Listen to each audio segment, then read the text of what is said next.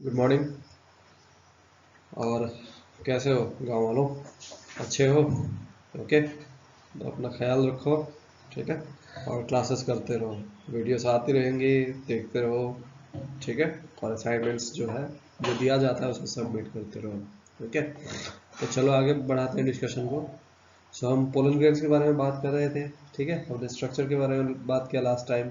हमने उसका external covering जो है एक्साइन इंटाइन उन सब के बारे में बात किया।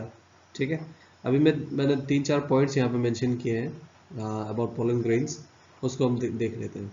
सो पोलन ग्रेन्स के बारे में क्या बोला जा रहा है कि pollen grains remain viable for long periods of time when stored in liquid nitrogen.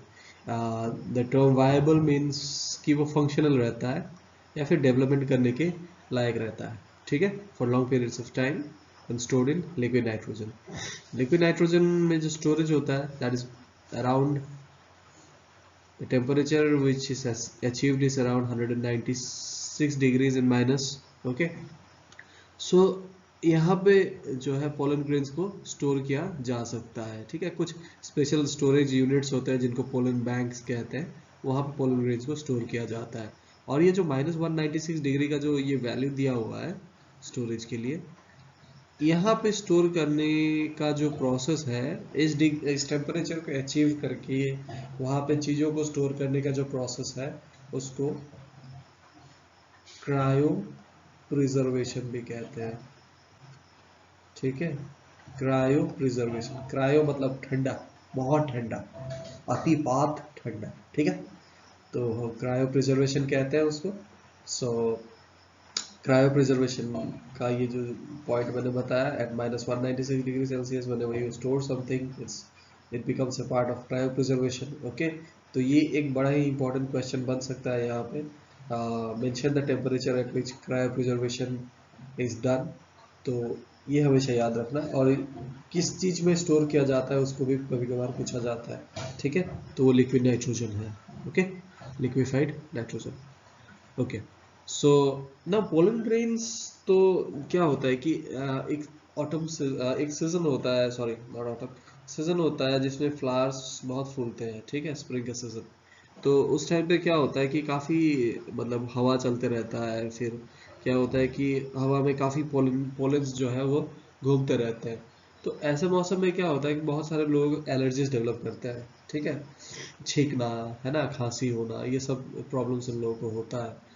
तो बेसिकली क्या है, पोलन ग्रेन एक एलर्जी का कारण भी हो सकता है किसी किसी का लोग में, हर कोई नहीं होता। तो तुमने किसी मूवी वगैरह में देखा होगा ना कि कोई किसी को फूल पकड़ा देता है तो वो फूल सूंघ के छींकने लगता है।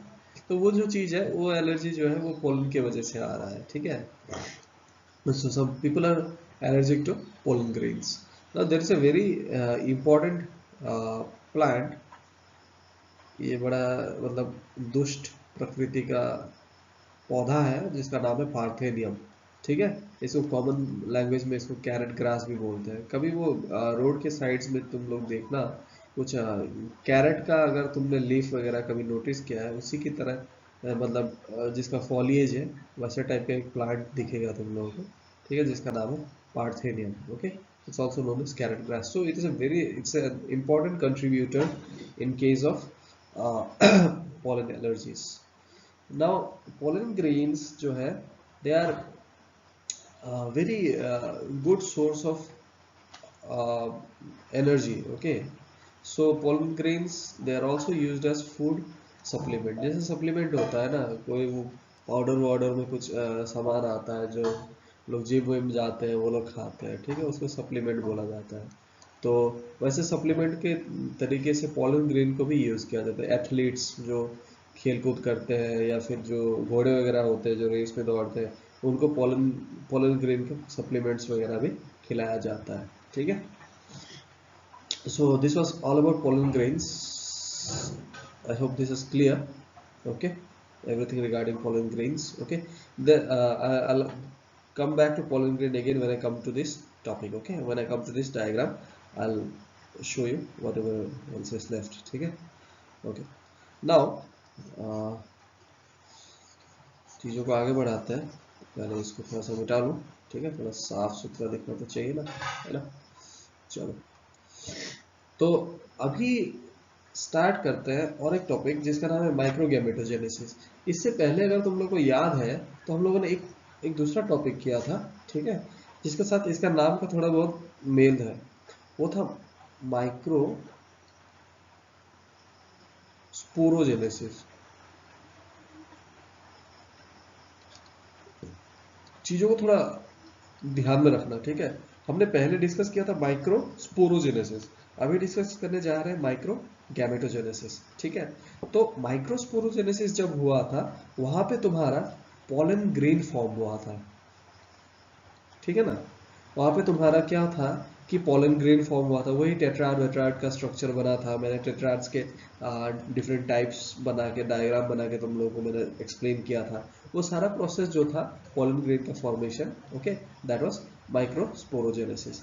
Now we come to the next topic. Next जो स्ट्रक्चर बनता है पॉलन ग्रेन से, ठीक है, उस स्ट्रक्चर को का बनने का जो प्रोसेस है that is known as microgametogenesis. Okay, now pollen grain or the microspore, okay, these are equivalent terms. Either you might call it pollen grain or you might call it microspore, ठीक है। तो pollen grain जो होता है वो first cell होता है of the male gametophyte. Now ये बड़ा नया टर्म लग रहा होगा तुम लोगों को कि मेल गैमेटोफाइट क्या है, ठीक है। जैसे स्पोरोफाइट होता है, जो स्पोर प्रोड्यूसिंग स्ट्रक्चर है, ठीक है, उसको स्पोरोफाइट बोला जाता है। जैसे प्लांट है, ठीक है, प्लांट तुम्हारा क्या करके देता है, तुमको स्पोर बना के देता है, राइट। अब जब तुम्हारा स्पोर आएगा, ठीक है, स्पोर से क्या बनेगा तुम्हारा, यहाँ पे देख सकते हो, ओके, ये पोलन ग्रेन है ना, इसको क्या बोला जा रहा है, माइक्रोस्पोर। माइक्रो को छोड़ दो, माइक्रो मतलब छोटा, रह गया क्या, स्पोर, है ना। तो the pollen grain is the spore, okay. Now the pollen grain will develop into a structure which is known as the gametophyte, है ना। फाइट का मतलब it somewhat points out that the particular structure is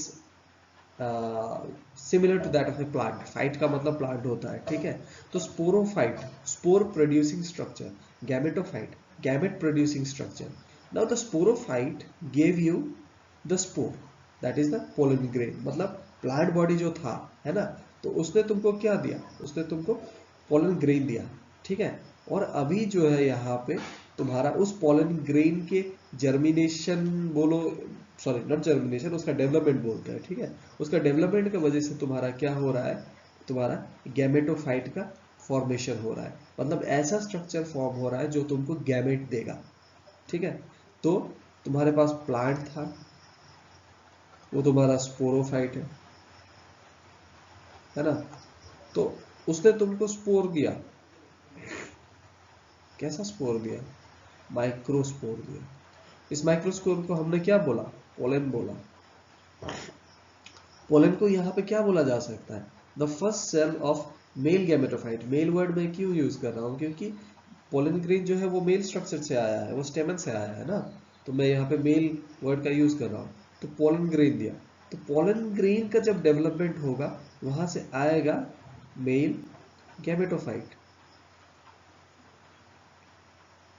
sporophyte ने तुमको spore दिया और उसके बाद स्पोर का जब डेवलपमेंट हुआ तो तुमको मिला गैमेटोफाइट। अब गैमेटोफाइट तुमको क्या देगा, हम आगे चल के देखेंगे। गैमेटोफाइट जो है तो वो तुमको गैमेट देगा, ठीक है ना। स्पोरोफाइट तुमको स्पोर देता है, गैमेटोफाइट तुमको गैमेट देता है। क्लियर है, ठीक है। तो इस चीज को ध्यान में रखना, ओके। ओके, नाउ आगे बढ़ते हैं, ठीक है। तो इस चीज को देखते हैं फिर, okay.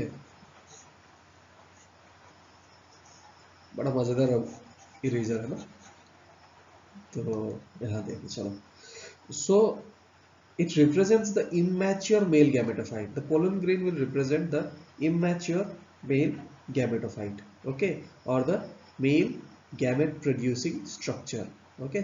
So whenever the pollen grain will develop, okay, it will attain maturity. That means it will give you uh, the pollen grains, okay. What happens here is the cell grows, okay. The cell means the pollen grain. The cell grows in size and the nucleus is pushed to one side. Now let's come to the diagram. यहाँ पे देखो, तो यहाँ पे क्या बोला जा रहा है, germination of pollen grain and formation of male gametophyte in angiosperm. तो यहाँ पे देखो, ये तुम्हारा पोलन ग्रेन है, ये इसका बाहर का स्ट्रक्चर है एक्साइन, ये अंदर का स्ट्रक्चर है इंटाइन, ठीक है, कवरिंग मतलब. तो और इसके अंदर यहाँ पे साइटोप्लाज्म है, काफी डेंस साइटोप्लाज्म है, ठीक है, काफी इसमें फूड रिजर्व वगैरह है इसमें, ठीक है. यहाँ पे आता है तुम्हारा न्यूक्लियस, ठीक है. तो वैक्यूल वगैरह का फॉर्मेशन होता है, और क्या होता है कि न्यूक्लियस एक साइड में ये हट जाता है towards one of the towards the periphery, ठीक है. तो उसके बाद सेकंड स्टेप में यहाँ पे तुम देख सकते हो कि mitosis occurs and two cells are formed. तो यहाँ पे ये जो सेल है ना, इसका अंदर, ये अंदर क्या हो गया, यहाँ पे माइटोसिस हो गया, ठीक है. माइटोसिस होके क्या हुआ, ये जनरली क्या होता है कि ये माइटोसिस होने से ये तो पूरा टूट जाएगा अंदर यहाँ से, है ना, ये जनरली ऐसे टूट जाएगा, मगर ये टूटता नहीं है. जो नया सेल बनता है वो पुराने सेल के अंदर ही रह जाता है, ठीक है.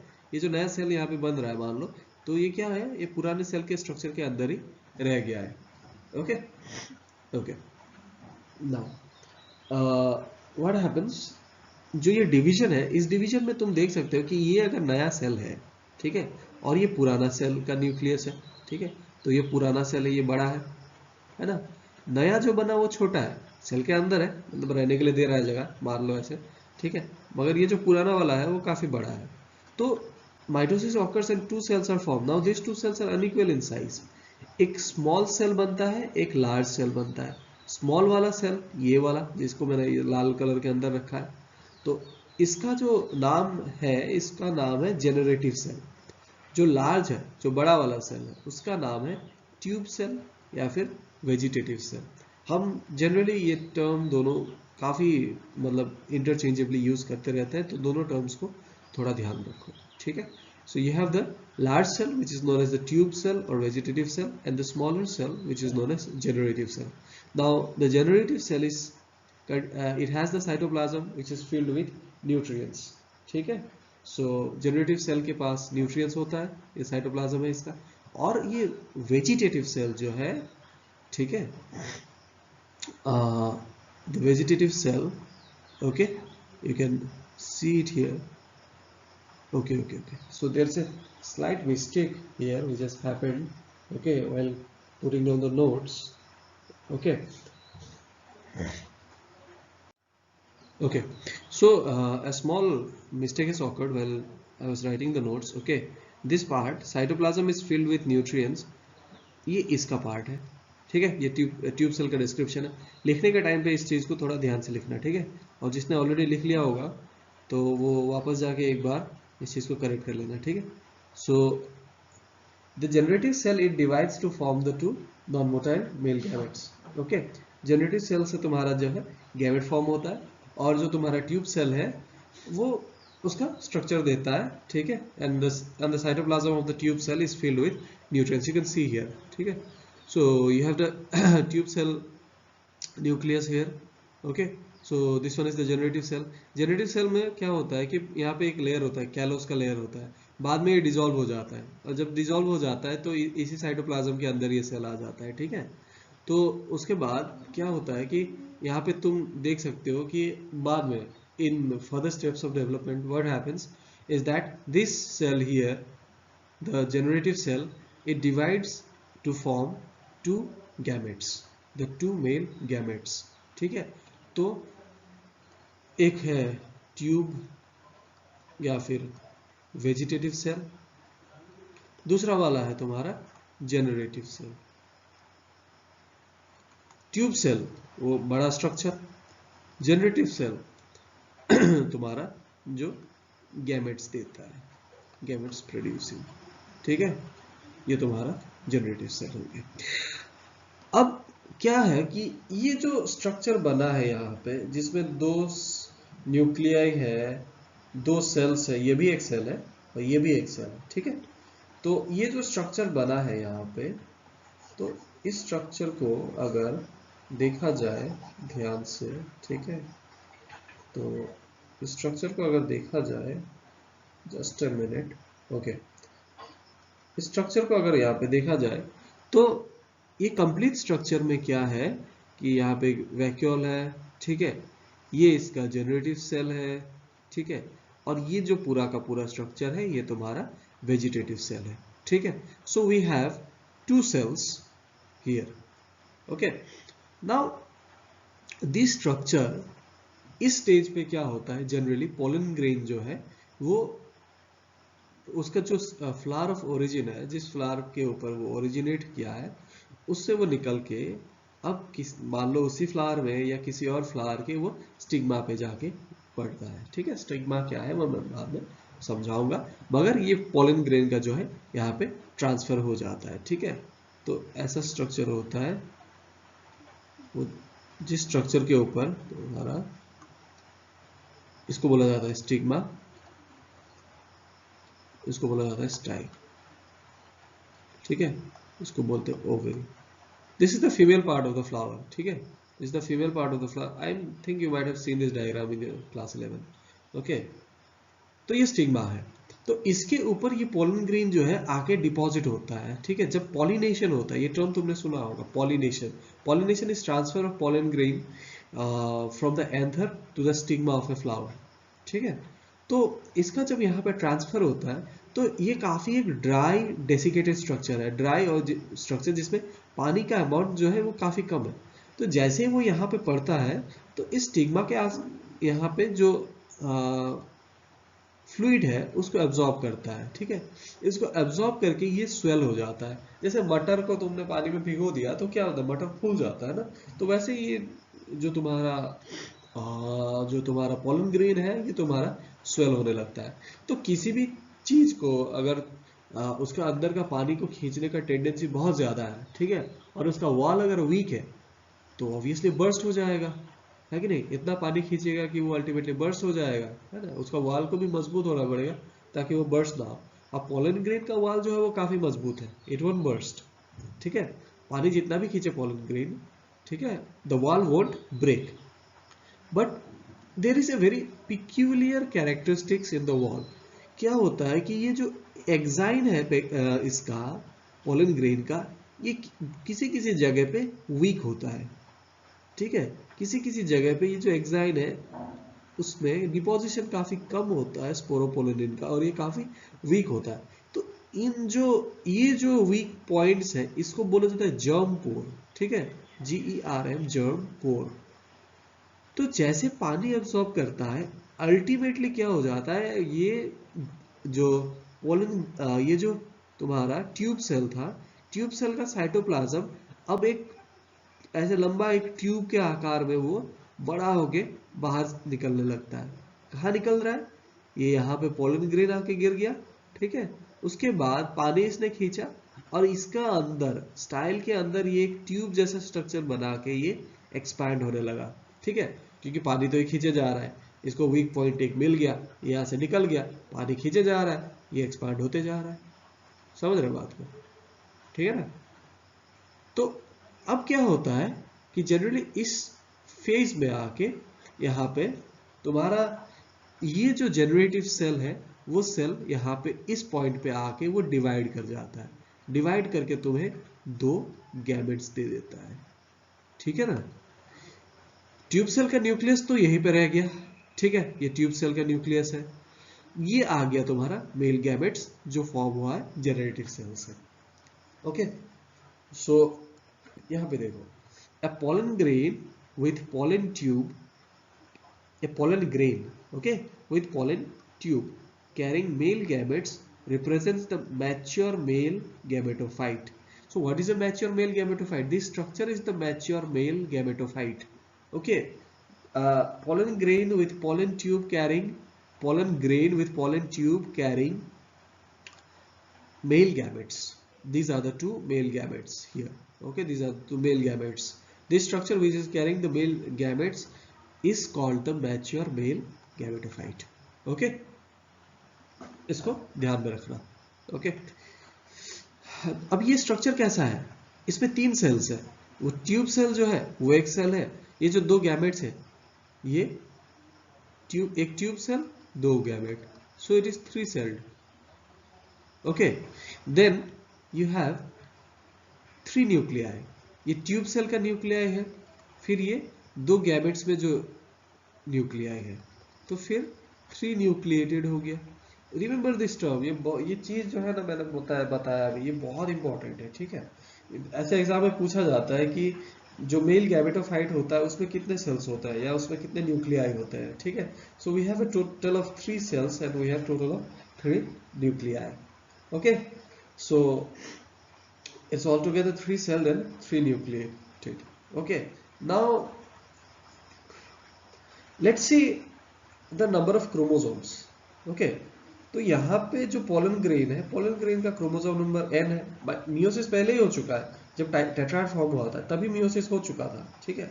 तो ये हैप्लॉइड है, तो यहाँ पे कोई भी डिवीजन नहीं है। मगर यहाँ पे जब गैमेट डिवाइड करता है, सॉरी जनरेटिव सेल जब डिवाइड करता है और गैमेट बनाता है, उस टाइम पे यहाँ पे माइटोसिस होता है, समझ रहे हो ना। उस टाइम पे यहाँ पे माइटोसिस होता है। तो हैप्लॉइड सेल में माइटोसिस अगर होता है तो वो हैप्लॉइड सेल ही बनाएगा, क्योंकि जहां पे माइटोसिस होता है उसमें क्रोमोसोम नंबर में कोई डिफरेंस नहीं आता है, ठीक है। जो पेरेंट होता है और जो डॉटर होता है, क्रोमोसोम नंबर हमेशा बराबर होता है। ट्वाइसन वाले पे भी अगर माइटोसिस होगा तो वहां पे भी उसका प्रोडक्ट ट्वाइसन ही आएगा। मियोसिस होने से वो हाफ हो जाता है, माइटोसिस में सेम रहता है। मियोसिस इसका पहले ही हो चुका है यहाँ पे, और ये हैप्लॉइड बन चुका है। तो यहाँ पे क्या होता है, फिर से यहाँ पे माइटोसिस होता है, ठीक है। माइटोसिस होके तुम्हारा क्या हो गया, ये यहाँ पे 2 गैमेट्स बनाता है। तो अगर हम टोटल में देखते हैं कि कितना सेल डिविजन हुआ मेल गैमेटोफाइट के फॉर्मेशन के टाइम पे, ठीक है। उस चीज को अगर एक बार हम लोग जो है काउंट करके देख लेते हैं, total number of cell divisions, okay, which is occurring in a pollen grain in order to form the male gametophyte. Just let me clear this clutter, ठीक है, साफ कर लेता हूँ, ठीक है। तो अरे भाई जाओ जल्दी, ठीक है, चलो, ओके। सो यहाँ पे देखो, यहाँ पे क्या हो रहा है कि ये स्ट्रक्चर था, है ना। तो पोलन ग्रेन में पहला वाला माइटोटिक डिवीजन यहाँ पे हुआ, 2 सेल्स बने, एक ट्यूब सेल या वेजिटेटिव सेल बना और दूसरा यहाँ पे बना generative cell. So this is 1 mitosis, this is the first mitosis, ठीक है। उसके बाद सेकेंड माइटोसिस जो है वो यहाँ पे होने लगा है। तो ये स्ट्रक्चर है, यहाँ से बना तुम्हारा male gametes. From the generative cell you got 2 male gametes. This is the second mitosis. So this entire structure requires mitosis to occur twice in the pollen grains, okay, for its formation, okay. So this is it. चलो, I hope this is clear, okay. चलो आगे बढ़ते हैं।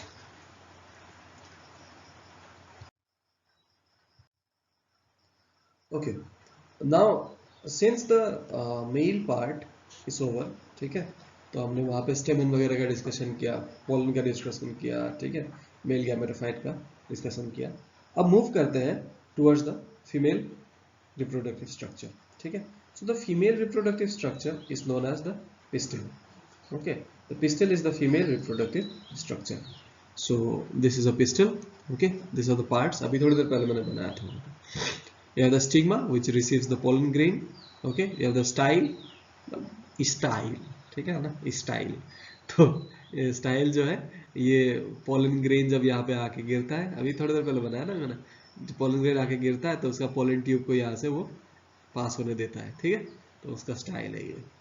तो फिर आता है यहाँ पे ओवरी, ओवरी के अंदर आता है ओव्यूल्स, ठीक है। तो पिस्टिल जो है it's known as the female reproductive structure. So it's the female component of flower. The female component of flower is called gynoecium. The entire female component is called gynoecium. और gynoecium का जो free unit रहता है, it's called the pistil. Pistil has 3 parts: stigma, style, and ovary. Stigma receives the pollen grain. Style is the path for the pollen tube, and ovary contains the ovules, okay, which are the future seeds. ये ovule क्या है? Future का seed है, ठीक है। अब देखते हैं इस पूरे मतलब जो ये चीज है, ठीक है, इसमें हमारे लिए सबसे इंपॉर्टेंट है ओव्यूल, ठीक है। तो ओव्यूल के बारे में डिस्कस करते हैं। तो देखते हैं स्ट्रक्चर ऑफ ओव्यूल। तो यहाँ पे दिया हुआ है तुम्हें एक ओव्यूल का स्ट्रक्चर, ठीक है। The structure of A typical ovule, anatropous का मतलब क्या है मैं समझाऊंगा अभी बाद में, ठीक है। तो will see the structure of A ovule. So generally what happens, you can see it in the diagram itself. I'm not writing any separate notes for this one, okay. I want you to go back into the book and write down the different points, okay. यहाँ पे जो भी चीजें mention है इन्हीं के ऊपर points लिखने से भी तुम्हारा बहुत अच्छा नोट्स बनेगा, ठीक है। तो ये मेहनत मैं तुमसे करवाना चाहता हूँ, मैं यहाँ पे तुम लोगों को समझा के देने वाला हूँ सारा चीज, ठीक है। और तुम लोग यहाँ पे इस चीज को जो है करोगे, ठीक है। तो यहाँ पे देखो कि क्या होता है कि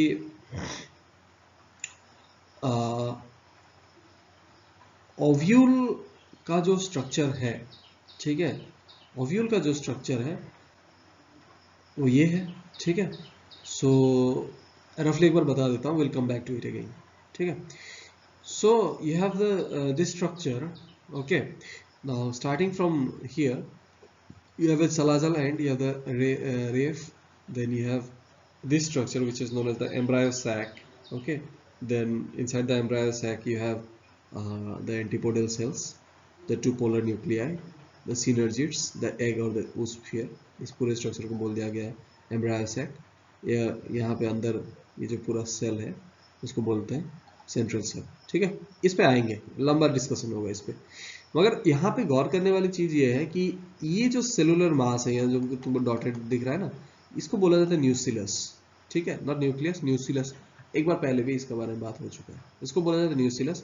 और ये जो पूरा ओव्यूल का कवरिंग है उसको बोला जाता है इंटेग्यूमेंट, ठीक है। और ये कनेक्टिव स्ट्रक्चर है, ठीक है, उसको बोलते हैं फ्यूनिकुलस, ठीक है।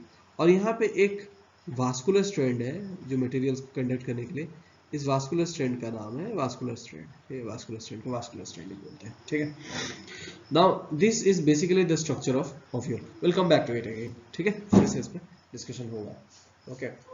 Now you should remember this entire structure, okay. Now basically what happens is that the ovule is present inside the ovary. Ovule जो होता है वो ओवरी के अंदर होता है, it is present inside the ovary. और कभी तुमको बहुत सारा ओव्यूल दिखेगा, कभी सिंगल ओव्यूल भी दिख सकता है तुमको, ठीक है। और ओव्यूल जो होता है ये जिस पर्टिकुलर रीजन में होता है, दिस ओव्यूल के बाहर जहां पे ये ओव्यूल अटैच्ड रहता है, वहां पे उस टिश्यू को बोला जाता है placenta. You can write it down, okay. I am just going to talk slowly, okay, just मैं ये डिक्टेट जैसे कर रहा हूँ, उस चीज को तुम लोग लिखो, ठीक है। लिखो inside the ovary the ovule is attached to a parenchymatous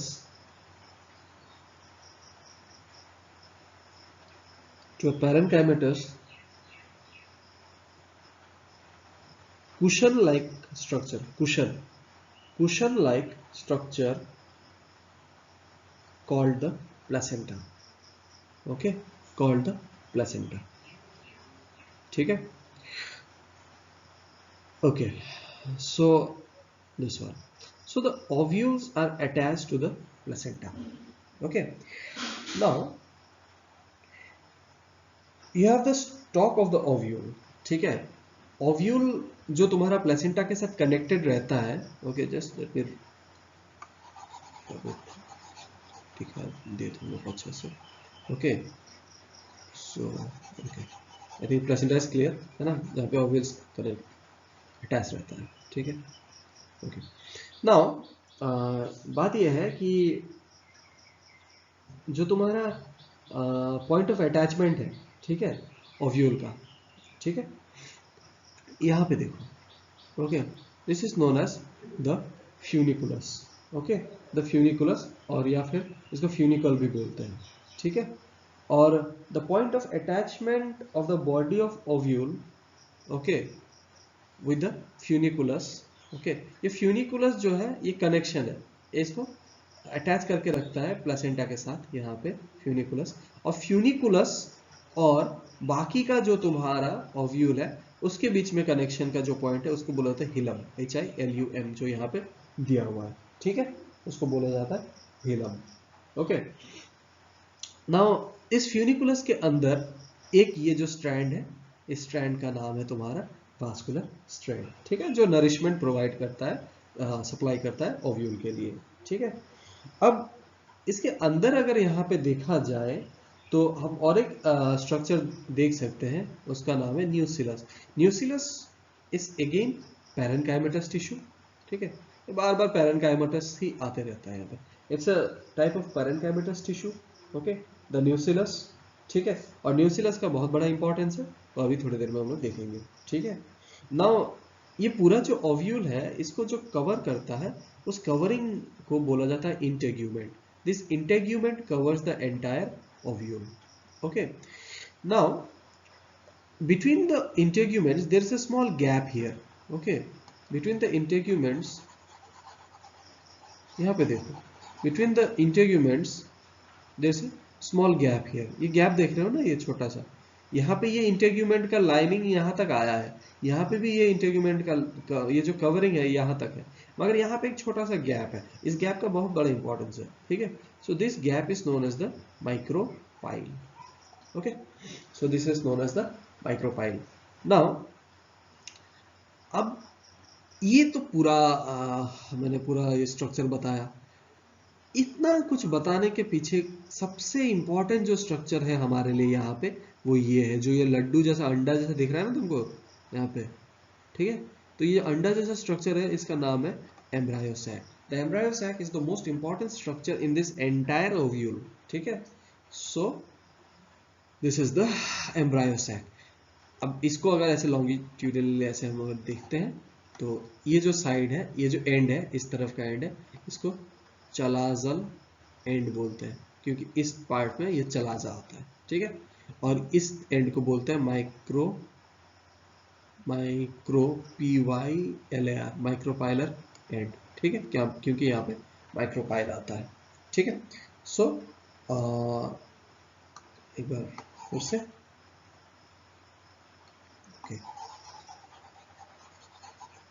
okay, तो जब भी मतलब विराट कोहली तो छक्का वक्का लगाता है ना, तो क्या होता है, इंडिया बोले दिल से, विराट कोहली फिर से, है ना। तो फिर से देखते हैं, तो क्या होता है, ये हो गया तुम्हारा ओव्यूल का स्ट्रक्चर, ठीक है। हमने यहाँ पे दो एंड्स देखा, एक का नाम है चलाजा, एक एंड का नाम है माइक्रोपाइल। माइक्रोपाइल गैप है इंटेग्यूमेंट्स के बीच में, इंटेग्यूमेंट मतलब कवरिंग ऑफ द ओव्यूल, ठीक है।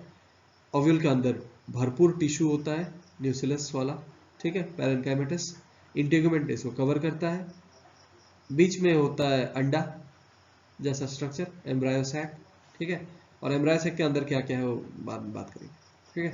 फिर यहाँ पे ओव्यूल को कनेक्ट करने वाला स्ट्रक्चर फ्यूनिकुलस, ठीक है, और फ्यूनिकुलस और बाकी का ओव्यूल का बीच का जो कनेक्शन है हिलम, फिर वास्कुलर स्ट्रैंड, इस सिनर्जी वजह से बाद में देखेंगे, ठीक है।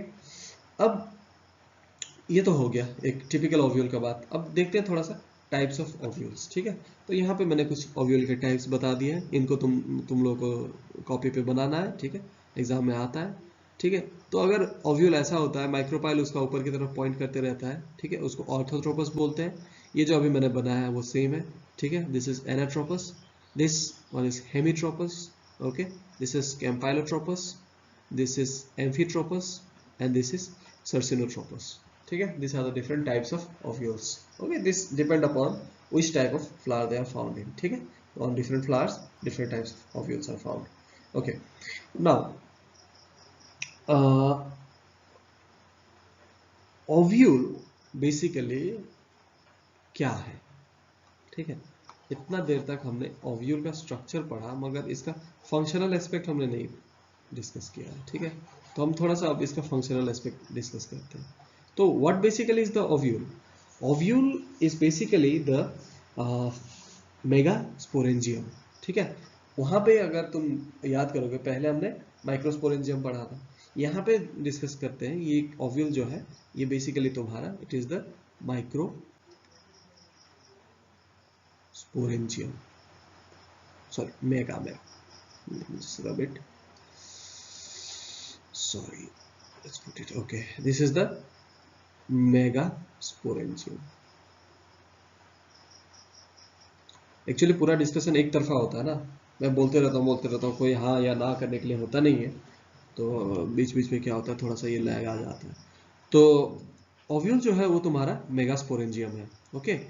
That means it is the structure which forms the megaspores, pollen और microspores, here whatever we will see will be the megaspores, ठीक है। So the process here, megasporogenesis, the process of formation of haploid megaspores by meiosis from diploid megaspore mother cell is called megasporogenesis, ठीक है। Now पूरा entire process, okay, जिसमें meiosis होता है, okay, from diploid megaspore mother cell forming the what did I say, forming the haploid megaspores is called megasporogenesis. Now for megasporogenesis to start, okay, we have the nucellus, okay, nucellus आता है यहाँ पे, nucellus का division होता है, दो sales बनते हैं। ये जो पूरा है ना, ये पूरा स्ट्रक्चर है, ये पहले पूरा पैरेन्काइमेटस टिश्यू से भरा रहता है, ओके, द न्यूसिलर टिश्यू, ठीक है। तो इस न्यूसिलर रीजन में क्या होता है, एक सेल जो है तुम्हारा ऐसे डेवलप करता है, okay, a cell develops, okay, and this cell is diploid, okay, this cell develops, this is diploid and division occurs, यहाँ पे बोला गया है। एक प्राइमरी पैराइटल सेल और वॉल सेल बनता है, और एक बनता है प्राइमरी स्पोरोजिनस सेल, ठीक है। एक है तुम्हारा प्राइमरी पैराइटल सेल, ठीक है, और एक बनता है तुम्हारा प्राइमरी स्पोरोजेनस सेल, ठीक है। माइटोसिस हो रहा है, कंफ्यूजन नहीं होना चाहिए, ट्वाइस एन है, ठीक है, ट्वाइस एन। अब ये जो प्राइमरी स्पोरोजेनस सेल है, ये फंक्शन करता है as the megaspore mother cell, ठीक है। This starts acting as the megaspore mother cell, okay. Now this megaspore mother cell will undergo meiosis, यहाँ पे मियोसिस होगा and it will form a tetrad. Meiosis होने से 4 cell बनेंगे, है ना, 4 सेल से टेट्राड बनेगा। It will form a tetrad of 4 haploid megaspores, ठीक है। यहाँ फिर क्या होगा, ऐसे 1 2 3 4 ऐसे सेल्स बनेंगे, ठीक है। और उसके बाद क्या होगा कि इन 4 सेल्स का स्ट्रक्चर को टेट्राड बोला जाएगा। ये 3 जो है वो डिजेनरेट हो जाते हैं, खत्म, इनका कहानी यहीं तक था, ठीक है, इनका सफर यहीं तक था, यहीं पे खत्म हो जाता है। और ये जो है वो लेटर डेवलपमेंट करता है, ठीक है। और इस चीज से डेवलप होकर तुम्हारा बनता है एम्ब्रायो सैक। कैसे बनता है इस प्रोसेस को आगे चल के देखेंगे, ठीक है। So how does the development of the megaspore takes place, ठीक है। तो क्या होता है कि पहले, सबसे पहले यहाँ पे न्यूसिलर सेल है, ठीक है, twice cell. The nucellar cell will undergo mitosis, form primary parietal cell, ठीक है। Then the other one will form the primary sporogenous cell. In the primary sporogenous cell, it behaves as the microspore mother cell. Microspore mother cell मतलब, sorry, megaspore mother cell. Megaspore mother cell मतलब जो megaspore को बनाएगा, ठीक है, उसका जो formation वाला जो पहला सेल है, ठीक है। Now this cell will undergo meiosis, ये सारे एन वाले हो गए, ठीक है, 4 बनते हैं, 3 डैमेज्ड, एक बचता है, ठीक है, जो फर्दर डेवलपमेंट करेगा, ठीक है। यही था प्रोसेस, ओके। नाउ यहाँ पे देखो, इस चीज अभी अभी जो मैंने बताया वो चीज यहाँ पे बहुत क्लियरली दिया हुआ है, ठीक है। So you have the primary archesporial cell here, okay. उसके बाद इस चीज को देख सकते हो तुम लोग। तो यहाँ पे आके तुम देखो, जो मैंने तुमको बताया था कि ये जो है तुम्हारे हैप्लॉइड मेगास्पोर्स है, जो टेट्राड बनता है ना, ये है तुम्हारा टेट्राड। इस टेट्राड में से 3 सेल्स ये हैं जो डिजेनरेट करके जा रहे हैं, ठीक है, this are the 3 degenerating cells, and then remains the 1 functional megaspore. And क्या होता है कि ये फंक्शनल मेगास्पोर है, इस फंक्शनल मेगास्पोर के अंदर, ठीक है, क्या होता है कि this is haploid, remember this. Now this haploid cell will undergo mitosis, ठीक है, ये माइटोसिस होके इधर एक आ गया, इधर एक आ गया, ठीक है, दो सेल्स इधर उधर चले गए, इनमें फिर से माइटोसिस हुआ, दो, एक से बने दो, इससे बना दो, ठीक है, फिर से माइटोसिस, फिर बने यहाँ पे चार, दो से बने चार, देख रहे हो, एक से बना दो, दो से बना ये टोटल चार, चार से बना आठ, टोटल 8 सेल्ड स्ट्रक्चर बन जाता है, ठीक है। यहाँ पे टोटल कितने हो जाते, 8 तुम्हारे यहाँ पे स्ट्रक्चर्स आ जाते हैं, ठीक है। और उसके बाद क्या होता है कि दो यहाँ से न्यूक्लियस जो है, दो न्यूक्लियाई अब यहाँ पे माइग्रेट कर जाते हैं, ठीक है।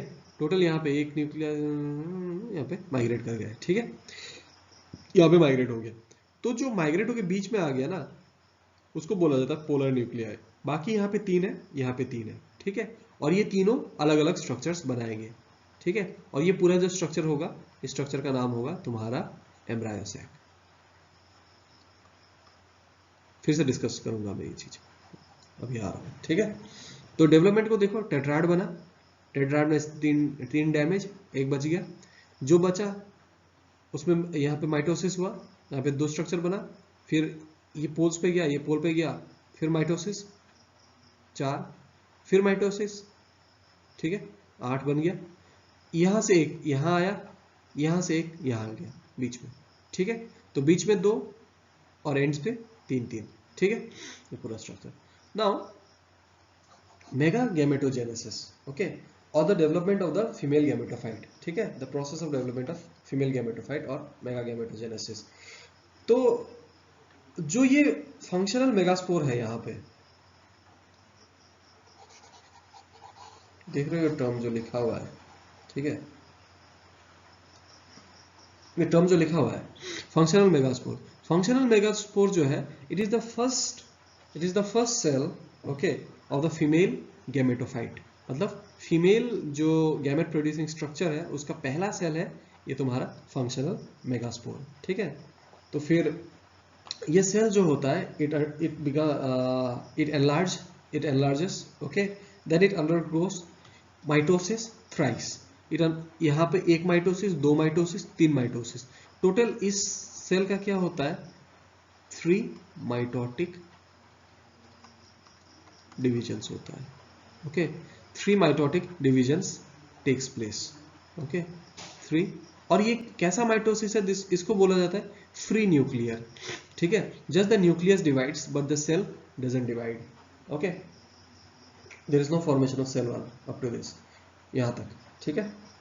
नाउ पहला माइटोसिस में क्या होता है, ये 2 न्यूक्लिएटेड स्ट्रक्चर बना, ठीक है, out of this 2 nucleated structure ये मूवमेंट हुआ, ये पोल्स पे गए, ठीक है, और फिर अल्टीमेटली क्या हुआ, from the poles 2 nuclei, one from each will migrate towards the middle region, ठीक है, towards the middle region. Now इसके बाद यहाँ पे देखते हैं कि इसने इस माइग्रेशन के बाद ऐसा क्या स्ट्रक्चर बनाया, ठीक है, जिसको हम अल्टीमेटली एम्ब्रायो सैक बोलते हैं, ठीक है। एक बार थोड़ा यहाँ पे नोट्स पे आते हैं, the process of development of female gametophyte is mega gametogenesis and the embryo sac is the female gametophyte. So what is the embryo sac? The embryo sac is the female gametophyte, gametophyte मतलब ऐसा structure जो तुमको gamete देगा, जो gamete बना के देगा, ठीक है। The embryo sac is the female gametophyte. Now the embryo sac contains total of 8 nuclei, ठीक है, 1 2 3 4 5 6 7 8, ये 8 यहाँ पे न्यूक्लियाई है, ठीक है, 8 न्यूक्लियाई पर 7 सेल है, इसका काउंट भी मैं तुम लोग को बताऊंगा, ठीक है। So the cells are 3 micropylar cells, 3 chalazal cells and 1 central cell, okay.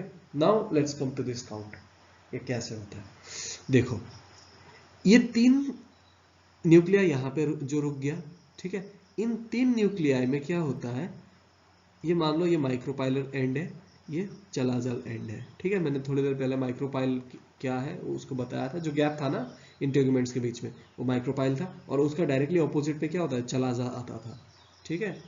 तो ये मतलब नहीं बोल रहा है कि चला जाए, क्लास खत्म कर दे, है ना, ऐसा नहीं है, मतलब चला जा बोल रहा है, ठीक है। तो यहाँ पे क्या है कि ये जो 3 सेल्स है, इन 3 सेल्स में से बीच में जो सेल आता है उसको बोला जाता है द oosphere और एग। बगल में जो है इन दोनों को बोला जाता है सिनर्जिड। ठीक है, ये तो जो न्यूक्लियर थे ये दोनों न्यूक्लियाई फ्यूज कर जाते हैं और एक सिंगल स्ट्रक्चर बनाते हैं, और एंड में ये जो 3 न्यूक्लियाई है ये तीनों यहाँ पे सेल्स बना लेते, 3 सेल्स बना लेते हैं जिसका नाम है तुम्हारा एंटीपोडल सेल्स। तो काउंट करते, और ये तो पूरा और एक सेल है ही, ये मतलब पूरा ये सेंट्रल सेल बोलते हैं इसको, ये एंटायर एक सेल है। तो काउंट करते हैं कितने सेल्स हैं, ये पूरा का पूरा ये सेंट्रल सेल एक सेल हो गया, एक, ये 2, ये 3, ये 4, ठीक है, 5, 6, 7, टोटल कितने सेल्स हो गए, 7 सेल्स। ठीक है, मैंने बोला था ना यहाँ पे 7 सेल है। सेंट्रल सेल ये पूरा का पूरा एक सेल है। ठीक है, 1, 2, 3, 4, 5, 6, 7, ठीक है, 7 सेल हो गया। न्यूक्लियाई कितने हैं, 1, 2, 3, 4, 5, 6, 7। अगर इस स्टेज पे आके देखते हैं तो क्या होता है कि 8 न्यूक्लियाई होता है। तो जनरली हम इसको 8 न्यूक्लियाई ही कंसिडर करते हैं। ठीक है, the embryo sac contains 8 nuclei but 7 cells. Now let's come to the embryo sac. ठीक है, थोड़ा सा एम्ब्रायो सैक पे जाते हैं। तो ये तुम्हारा एम्ब्रायो सैक है, इसका प्रॉपर पूरा कंप्लीट डायग्राम। ये चलाजल एंड है, ये माइक्रोपाइलर एंड है। ठीक है, माइक्रोपाइलर एंड रहेगा जिस तरफ इंटेगुमेंट के बीच में गैप है उस तरफ माइक्रोपाइलर एंड होगा, उसका ऑपोजिट पे होगा chalazal end.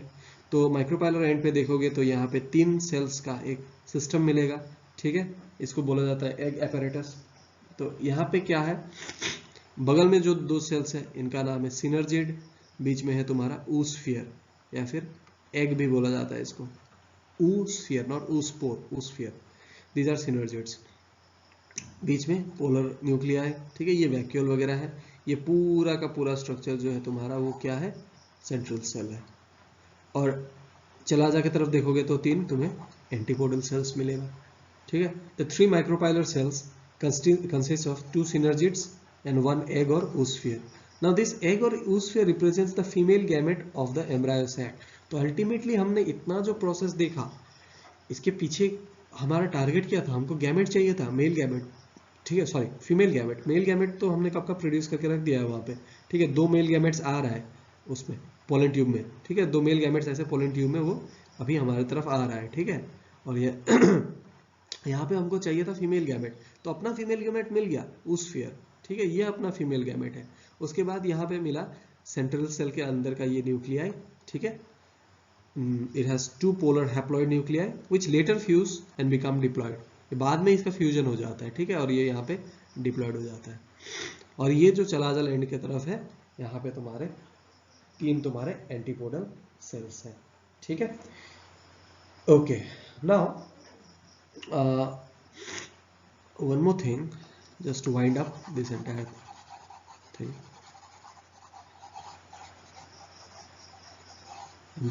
I'll just try to revise it for you and we'll end। काफ़ी लंबा हो गया आज का लेक्चर। तो क्या होता है कि यहाँ पे तुम लोग देख सकते हो कि अल्टीमेटली न्यूक्लियस में एक सेल था। ठीक है, उस न्यूक्लियस का सेल जो था वो बाद में एमएमसी बना। एमएमसी बनने के बाद क्या हुआ, उसमें से जो एक टेट्राड बना, टेट्राड में से 3 सेल्स तो डैमेज हो गए, मतलब डिजेनरेट हो गए, एक सेल बचा। उसी एक सेल का हैप्लॉइड है, उसी एक सेल का डेवलपमेंट है ये वाला स्ट्रक्चर। ठीक है, तो इससे डेवलप होके ये पूरा बना है। तो इसमें टोटल क्या हुआ, इसमें टोटल तुम्हारा 1, 2, 3 बार यहाँ पे माइटोसिस हुआ। हमेशा याद रखना, how many mitotic divisions are required to form an embryo sac. तो there are total of 3 mitosis which are taking place, first mitosis, second mitosis, third mitosis. ठीक है, 3 stage levels of mitosis are required. ठीक है, तो एक and पे तुम्हारा ये बन गया एग एपेरेटस। ठीक है, इसको एग एपेरेटस, क्योंकि एग यहीं पे है, उस स्फीयर को ही एग बोला जाता है। ठीक है, तो यहाँ पे तुम्हारे सिनर्जिड्स हैं, 2 हेल्प सेल्स हैं, सिनर्जिड्स हैं, बीच में तुम्हारा एग है। ये जो है ये पोलर न्यूक्लियाई है, क्योंकि ये पोल्स से आया है ना, वहां से। ये देखो यहाँ पे 4 था, यहाँ से एक ये पोल में आया, ये पोल में आया, तो इसका नाम क्या हुआ, पोलर न्यूक्लियाई हुआ। पोलर न्यूक्लियाई किसके साइटोप्लाज्म में है? ये पोलर न्यूक्लियाई जो है वो तुम्हारा सेंट्रल सेल के साइटोप्लाज्म में है, और एंड पे यहाँ पे जाके 3 सेल्स बनते हैं जिनका नाम है antipodal cells, they are towards the chalaza, ठीक है। बाद में हम लोग और एक चीज देखेंगे कि जब फर्टिलाइजेशन होगा तो जो दो मेल गैमेट्स आ रहे थे, वो 2 मेल गैमेट्स जो है यहाँ पे आके, देखो ये पोलर न्यूक्लियाई फर्टिलाइजेशन से पहले क्या हो जाता है, ये फ्यूज हो जाता है, ठीक है। फ्यूज होके ये दोनों हैप्लॉइड है ना, ये दोनों हैप्लॉइड मिलके यहाँ पे डिप्लॉइड हो जाता है, ठीक है। जब हम फर्टिलाइजेशन पढ़ेंगे तब क्या होगा, हम ये देखेंगे कि ये जो गैमेट है ये इसको तोड़ते हुए, इस एक सिनर्जिड को तोड़ते हुए आके इसको फ्यूज करता है, ठीक है। ये एक गैमेट हो गया, हमारे पास 2 मेल गैमेट्स है, दूसरा वाला मेल गैमेट आके इसको फ्यूज करता है, इसका पहले एक बार फ्यूजन हो चुका है, ये डिप्लॉयड हो चुका है, फिर से आके जब इसको फ्यूज करेगा ये ट्रिप्लॉयड हो जाएगा, थ्राइसेल। सो टोटल स्ट्रक्चर में तुम देखोगे तो ये सब तो बाकी के खत्म हो जाएंगे एक टाइम पे जाके, एंटीपोडल सेल गायब हो जाएगा, सिनर्जिड्स भी गायब हो जाएंगे, अल्टीमेटली तुमको यहाँ पे जो स्ट्रक्चर मिलेगा ये एक डिप्लॉयड स्ट्रक्चर मिलेगा, ठीक है। और यहाँ पे जो अल्टीमेटली तुमको स्ट्रक्चर मिलेगा ये तुमको एक ट्रिप्लॉयड स्ट्रक्चर मिलेगा, ट्राइप्लॉयड स्ट्रक्चर मिलेगा, ठीक है। सो दिस इज बेसिकली मेगागैमेटोजेनेसिस, ठीक है। तो इन सारी चीज़ों को अच्छे से देखो, आराम से टाइम लो, पढ़ो इस चीज़ को, इस पूरे डायग्राम, जितने भी सारे डायग्राम्स दिया हुआ है मैंने यहाँ पे, सबको अपने नोट्स पे उतार लो, ठीक है। कोई भी चीज़ समझ में नहीं आया, आई एम फ्री, ओके, तुम लोग मेरे को पूछ सकते हो, मैं समझा के दे दूंगा अच्छे से, ठीक है। Okay, let's find up the lecture, thank you, okay.